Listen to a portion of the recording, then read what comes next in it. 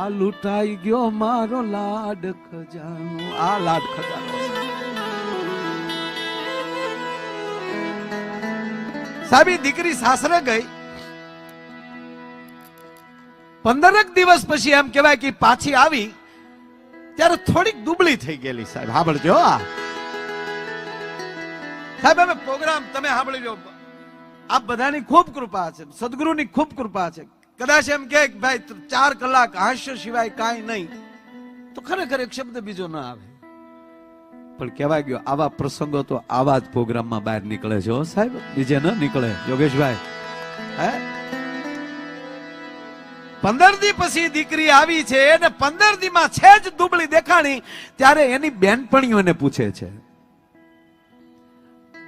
દીકરીઓ બેનપણીઓ એવું રાખજો, તમારો વિચાર ભટકતો હોય તો ફટદીન ઠેકાણે લાવી દે. કે આવી શું વાત કર, કોની દીકરી છો એ તો વિચાર કર તું.